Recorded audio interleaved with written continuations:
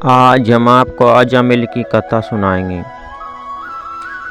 गुरु भगवान ने बताया, भगवान की शरण में रहने वाले विरले भक्तों के पाप श्री भगवान के नामोच्चारण से ऐसे कट जाते हैं जैसे सूर्य उदय होने पर कोहरा नष्ट हो जाता है।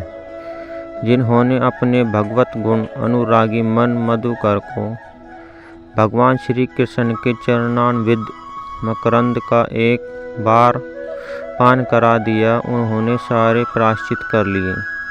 वे स्वप्न में भी यमराज और उनके पांचधारी दूतों को नहीं देखते हैं।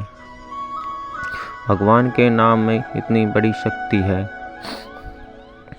इसी संदर्भ में कनौज के दासीपति ब्राह्मण अजामिल की कथा आती है। अजामिल बड़ा ही शास्त्रज्ञ, शीलवान, सदाचारी व सद्गुणों का खजाना था। वह ब्रह्मचारी, विनयी, जितेंद्रिय, सत्यनिष्ठ, मंत्रवेद्या और पवित्र भी था। इसने गुरु, अग्नि, अतिथि और वृद्ध पुरुषों की सेवा की थी। अहंकार तो इसमें ना के बराबर था। यह समस्त प्राणियों का हित चाहता, उपकार करता, आवश्यकता के अनुसार ही बोलता और किसी के गुणों में दोष नहीं ढूंढता था। अजामिल। आखिरकार अजामिल का जीवन भ्रष्ट कैसे हुआ? एक दिन वन से फल फूल, समीदा व कुश लाते समय अजामिल ने एक कामी व निर्लज भ्रष्ट शूद्र को शराब पीकर एक वेश्या के साथ विहार करते हुए देखा। वेश्या भी शराब पीकर अर्धनग्न अवस्था में मतवाली हो रही थी। अजामिल उन्हें इस अवस्था में देखकर सहसा मोहित व काम के वश हो गया। उसने अपने धैर्य व ज्ञान के अनुसार अपने काम वेश से विचलित मन को रोकने की बहुत कोशिश की, परंतु उस वेश्या को निमित्त बनाकर काम पिशाच ने अजामिल के मन को ग्रस लिया और अजामिल का मन ग्रसित हो गया। वह मन ही मन उस वेश्या का चिंतन करने लगा और अपने धर्म से विमुख हो गया। उस कुलटा को प्रसन्न करने के लिए अजामिल ने अपने माता पिता की सारी संपत्ति भी दे डाली। वह अपनी कुलीन नवविवाहित पत्नी तक का त्याग कर दिया। धन पाने की चेष्टा में वह पतित कभी बेटइयों को बांधकर उन्हें लूट लेता, कभी लोगों को जुए के छल से हरा देता, किसी का धन धोखाधड़ी से ले लेता तो किसी का चुरा लेता।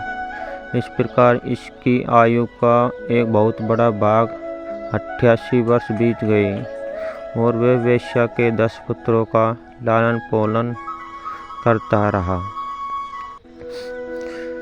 अजामिल के सबसे छोटे पुत्र का नाम था नारायण। वृद्ध अजामिल ने पुत्र मोह में अपना संपूर्ण हृदय अपने बच्चे नारायण को सौंप दिया था। उसकी तोतली बोली सुनकर अजामिल फूला न समाता। उसे अपने साथ ही खिलाता पिलाता व उसी के मोह पास में बंधा रहता। वह मूड इस बात को जान ही ना पाया कि काल उसके सर पर आ पहुंचा है। मृत्यु के समय उसने अपने पुत्र को पुकारा।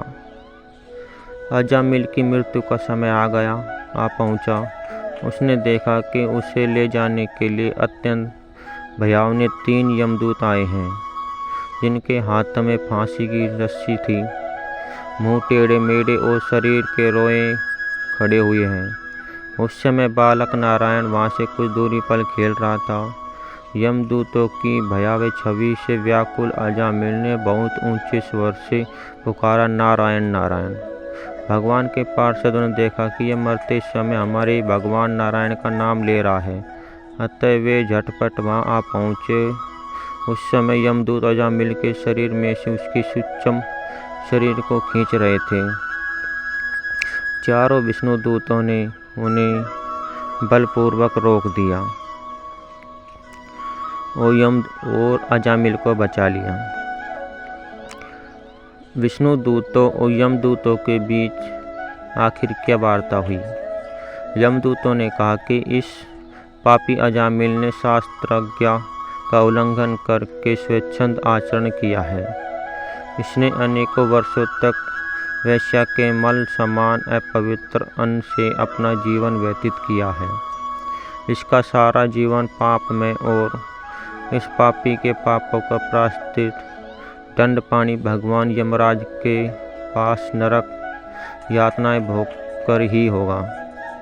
भगवान के पार्षदों ने कहा, यमदूतों, इसने कोटि जन्म की पाप राशि का पूरा प्रायश्चित कर लिया है, क्योंकि इसने विवश होकर ही सही भगवान के परम कल्याण में मोक्षप्रद नाम का उच्चारण किया है। जिस समय इसने नारायण इन 4 अक्षरों का उच्चारण किया, उसी समय इस पापी के समस्त पापों का पश्चाताप हो गया। इस प्रकार यमदूत और भगवान के पार्षदों में वार्ता हुई और उन्होंने कहा कि भगवान उच्चारण बड़े से बड़े पाप को काटने का सामर्थ्य रखता है, क्योंकि भगवान के नाम के उच्चारण से मनुष्य की बुद्धि भगवान के गुण लीला स्वरूप में रम जाती है और स्वयं भगवान की भी उसके प्रति आत्मीय बुद्धि हो जाती है। संकेत में, परिहास में, तान एलापने में अतः किसी भी अवहेलना करने में भी यदि कोई नाम उच्चारण करे तो उसके सारे पाप नष्ट हो जाते हैं। जो मनुष्य गिरते समय, पैर फिसलते समय, अंग भंग होते समय, सांप के डसते समय, आग में जलते समय व चोट लगते समय भी विवशता से हरि हरि कहकर भगवान के नाम का उच्चारण कर लेता है, वे यम यातना का पात्र नहीं रह जाता है। यमदूतों, जैसे जानने या अनजाने में ईंधन से अग्नि का स्पर्श हो जाए तो वे भस्म हो ही जाती है, वैसे ही जानबूझकर या अनजाने में भगवान के नामों का संकीर्तन करने से मनुष्य के सारे पाप भस्म हो जाते हैं। जैसे कोई परम शक्तिशाली अमृत को उसका गुण न जानकर अनजाने में पी लेता है तो भी वह अमृत उसे अमर बना ही देता है, वैसे ही अनजाने में उच्चारण करने पर भी भगवान का नाम अपना फल देकर ही रहता है। अजामिल ने श्री भगवान का नाम नारायण का उच्चारण किया है, अतः यमदूतों, तुम अजामिल को मत ले जाओ। भगवान के पार्षदों ने भागवत धर्म का पूर्ण निर्णय सुना दिया। वह अजामिल को यमदूतों के पास से बचाकर मृत्यु के मुख से छुड़ा लिया। अजामिल को गिलानी क्यों हुई? उसका जीवन कैसे परिवर्तित हो गया? भगवान के श्री चरणों की शरण आखिरकार कैसे मिली? अजामिल ने यमदूतों वे विष्णुदूतों के सारे संवाद को देखा व सुना। वह यमदूतों के फंदे से छूटकर निर्भय व स्वस्थ हो गया। सर्व पापहारी भगवान की महिमा सुनने से अजामिल के हृदय में शीघ्र ही भक्ति का उदय हो गया। उसे अपने जीवन पर बहुत पश्चाताप होने लगा। उसके हृदय में संसार के प्रति तीव्र वैराग्य होने लगा। अजामिल सबके संबंध और मोह को छोड़कर हरिद्वार चला गया। योग मार्ग व आत्मचिंतन का आश्रय लेकर अजामिल ने इंद्रियों, मन व बुद्धि को विषय से पृथक कर भगवान में लीन कर दिया। तब उसने देखा कि उसके सामने वही चारों यमदूत खड़े हैं, विष्णुदूत खड़े हैं, जिन्हें उन्हें पहले देखा था। अजामिल ने सर झुकाकर उन्हें नमस्कार किया। उनका दर्शन पाने के बाद अजामिल ने उसी तीर्थ हरिद्वार में गंगा के तट पर अपना शरीर त्याग दिया। तत्काल भगवान के पार्षदों के साथ स्वर्ण में विमान पर आरूढ़ होकर आकाश मार्ग से भगवान लक्ष्मीपति के निवास स्थान वैकुंठ को चला गया और वहां पर भगवान विष्णु ने उसे उचित स्थान प्रदान किया। इस कहानी और इस कथा से हमें यह शिक्षा मिलती है कि हमें भगवान के नाम में इतने पापों काटने की शक्ति है जितने पाप मनुष्य कर भी नहीं सकता। जो मनुष्य मोहग्रस्त होकर घर गृहस्थी का ही बोझ ढोते रहते हैं, वे भगवान नाम के दिव्य रस से विमुख हैं। वे ही बार बार नरक यातनाओं व जन्म मरण के चक्कर में फंसने के लिए धर्माधिकारी यमराज के सम्मुख लाए जाते हैं। बड़े से बड़े पापों का सर्वोत्तम, अंतिम और पाप वासनाओं को भी निर्मूल कर देने वाला प्रायश्चित यही है कि केवल श्री भगवान के गुणों, लीलाओं, नामों का संकीर्तन किया जाए।